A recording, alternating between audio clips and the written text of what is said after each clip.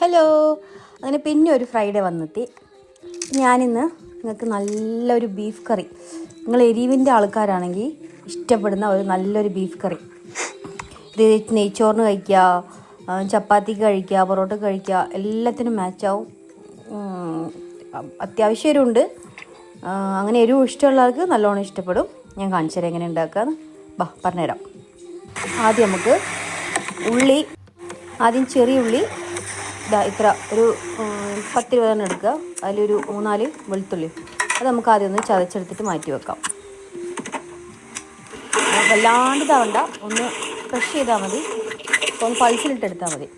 അങ്ങനെ അത് റെഡി ആയി കഴിഞ്ഞാൽ നമുക്കിനി ഞാൻ 1/2 kg ബീഫാണ് എടുക്കുന്നത്.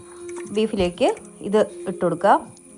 അതിനുശേഷം ഒരു മീഡിയം സൈസ് ഉള്ളി, അധികം ഉള്ളി ഇടണ്ട, മധുരം ഒരു ഫീൽ ചെയ്യും.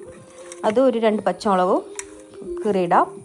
അതിനുശേഷം തക്കാളി ചറമുറാന്ന് മുറിച്ചിട്ടാൽ മതി, കാരണം വെച്ചാൽ നല്ലോണം അതിലേക്ക് അടിയോ അതില്ലോ. ഉള്ളി പറഞ്ഞാൽ വളരെ നേരിതൊന്നും ആക്കണ്ട, ഒരാവശ്യത്തിന് അങ്ങനെ ആക്കിയിട്ട് ഇടുക. അതിലേക്ക് ഇഞ്ചി പേസ്റ്റ്, നേരത്തെ വെളുത്തുള്ളി ഇട്ടുകൊണ്ട് വെളുത്തുള്ളി ഇപ്പോൾ ഇടുന്നില്ല, ഞാൻ മിക്സിയിൽ ചെറിയ ഉള്ളി അടിക്കുമ്പോൾ വെളുത്തുള്ളി ഇട്ടിരുന്നു. അപ്പോൾ അതിനുശേഷം ഒരു 3-4 ടീസ്പൂണാണ് കാശ്മീരി മുളക് പൊടിയാണ് ഞാനിടുന്നത്. നിങ്ങൾ നോർമലായിരുന്നെങ്കിൽ വളരെ ശ്രദ്ധിക്കണം, ഒരു 1-2 ഇട്ടാൽ മതി, ഇല്ലെങ്കിൽ നല്ലോണം എരിയും.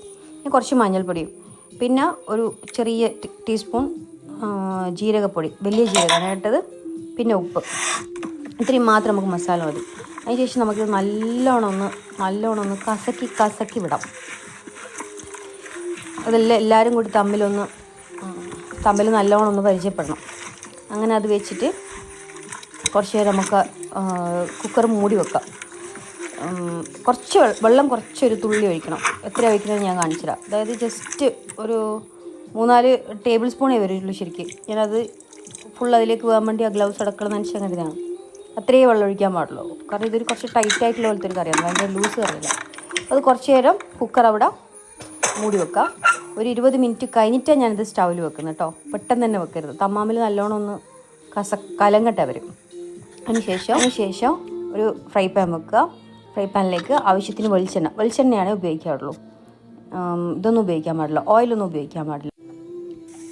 ഇനി കുറച്ച് ചെറിയ ജീരകം ഒരു 1/2 ടീസ്പൂൺ അല്ലെങ്കിൽ ഒരു 3/4 ടീസ്പൂൺ.